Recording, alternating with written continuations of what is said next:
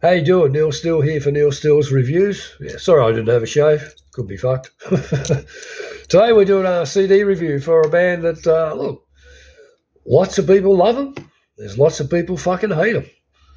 Me, I love them sometimes. Today we're going to do a review of their third studio album release. It was in early 1975. Back in the day, as they say. Kiss, Dressed to Kill. Arguably, it is one of my very big favourite studio albums by Kiss. 100% it is. I fucking love it. To me, it's 10 out of 10. I really like it that much. Follows up the self-titled debut in 74 was pretty good. Hotter Than Hell had a little bit of a darker edge to it in late 1974 as their second album release. This was released around about March of April of 1975. So, bang, bang, bang, 3 albums in a row, basically. And if you, look at it, they, over a 3 to 4 window sort of existence, they notched out 6 studio albums, 2 live albums, and a compilation album, which was 1978 double platinum. And of course, a live 1 and 2, and the other Destroyer, Rock and Roll Over, Love Gun, and the first 2 or 3. I really like the third album, Dressed to Kill, because of I think the 10 songs on it sound great. The 10 songs are all the strongest, most consistent songs as a album goes.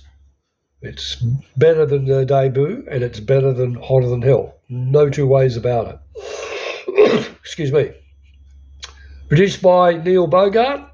The sound is good. It's definitely better than Kiss and Hotter Than Hell, but it's not to the calibre of Rock and Roll Over and Destroyer, or Love Gun for that matter. I prefer it over Love Gun. I think it's a more consistent package.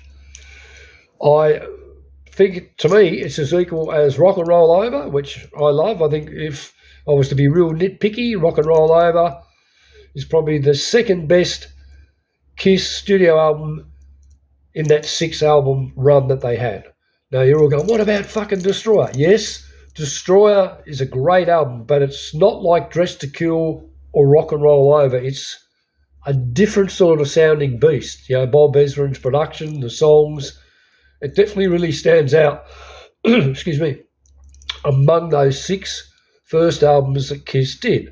I was a huge fucking fan. I was right into them because at the time I was living overseas, but I was into all those bands from the 70s, Slade, Aerosmith, Sweet, Rainbow, well, they were just starting then, but Deep Purple, Led Zeppelin, obviously, Black Sabbath, and Aussie bands like AC/DC were just starting to happen. So I was into all that stuff anyway, and as soon as I heard Kiss, and the first time I heard Kiss was actually the single from this album, which is track 10, Rock and Roll All Night, was released as a single in Australia, and I was working at a radio station overseas in Southeast Asia, and we got the single up. And it's like, oh yeah, what's this like? Because I'd seen the band in magazines, but I hadn't heard their music, even though they'd put out 2 albums that were nowhere to be found in Australia when I lived there. Believe me, I would have bought them. I heard the single and went, oh yeah, that's pretty cool. And then, lo and behold, there was a record shop where I lived called Roxy Music, of all things. And there it was up on the wall, Dressed to Kill cover. So, okay, so bang, and I bought it, and that's got me into Kiss. And so I loved them, but I was a teenager. And it's funny because now I'm a 60-year-old man, and I'm doing a review for this album. It's like 50-odd years old. Every song on it I really like. I love Room Service. Two Timer is great. Ladies in Waiting. Getaway. Rock Bottom Shit Hot because it's got that nice intro and then it kicks in. You got Come On and Love Me. You got Anything for My Baby, She's excellent, Love Her All I Can, and of course Rock and Roll All Night. It's a great package. Every song's a winner as a package and as a product and as a consistent album. It's fucking there, mate. It's 10 out of 10. It really is good. You imagine this album with Bob Ezrin's production or Eddie Kramer, who did albums after this. I mean, it's there. The production's almost there. It's like about 3/4 of the way there. But having said that, it's good because it's fucking raw. It really is a raw production, but it works because you can hear what the band have done previously, but this is like the next logical step, and it's not like a fucking leap from here to there. It's just a little leap, like a little bit. And that's what's good about Destroyer, because the Destroyer is the next one that follows this one, as in Dress to Kill, and it's a nice little leap, in its own way too. I can talk about Dress to Kill for as long as you want, really. I just think it's a really good album. All the songs are there. I mean, the cover itself is great. Just taking them in street clothes with the makeup in New York City in 1974, 75. I mean, it's a fucking great album cover too. It really is cool. I remember the first time I saw it, wow, that's really cool. And look, it's funny, if you look at today's bands in 2026, and I think lots of people, and I don't know whether it's just the younger generations or some of the older ones, but it seems to be in today's world, more people seem to be more interested in bands with images than the actual quality of music that these fucking bands are doing. Kiss weren't one of those bands. I mean, they had the music there. And it's pretty obvious to me, and I know I've read in interviews with Gene Simmons has mentioned it, and I think Paul Stanley has as well. I was a Slade fan, and when I first heard Kiss, I just thought they were like an American version of Slade. They had the anthems. They had that sort of boisterous, in-your-face sort of thing. And that's why I really got into Kiss as a teenager, because I was a Slade fan. It's like, fuck yeah. And then I read years later that they were Slade fans, hence why their first live album is called Alive, right? Kiss is the band, the album's called Alive. Slade was the band, the album was called Alive. So there's those things in it. And that's a positive. And I mean, Slade had their time too where they were really good, and then they changed their style and sort of fell away. And Kiss are the same.